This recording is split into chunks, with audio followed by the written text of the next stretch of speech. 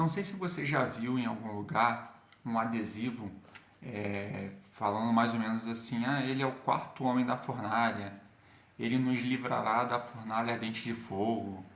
E aí eu quero te explicar de onde vem essa frase e o que significa.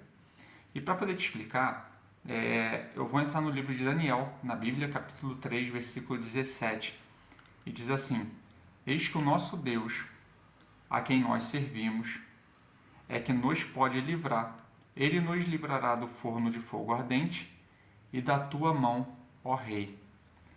Nesse livro, ele mostra a história de três jovens que existia lá na época de Nabucodonosor, há muito tempo atrás. E esse rei Nabucodonosor, ele tinha criado uma estátua gigantesca e ele falava o seguinte: toda vez que a harpa tocar aqui, os tambores tocarem, eu quero que todos se prostrem diante dessa estátua e a glorifiquem. Só que existia nesse reino de Nabucodonosor três jovens que eles não serviam e eles não aceitavam se prostrar diante do Deus de Nabucodonosor, porque ele tinha o Deus deles, que é Deus, nosso eterno Deus.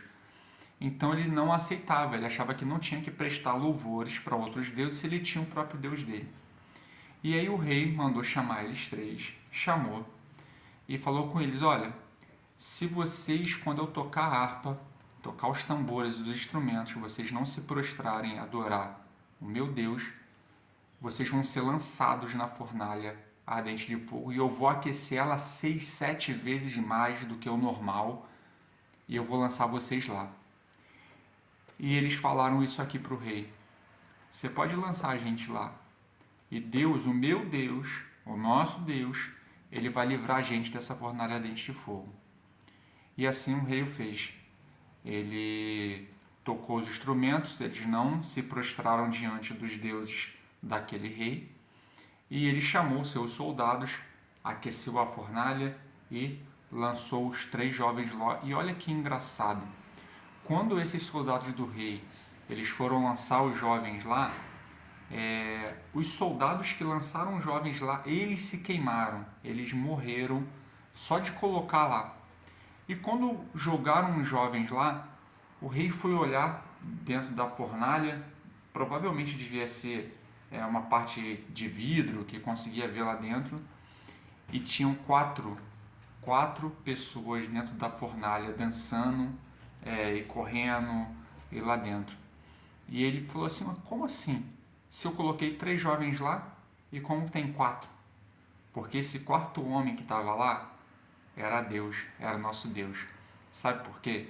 Porque ele não vai impedir de você passar por situações complicadas e delicadas, ele não vai impedir de situações difíceis acontecer com você. Só que a promessa dele é que independente da situação que você esteja, ele vai estar do teu lado, ele vai estar junto contigo.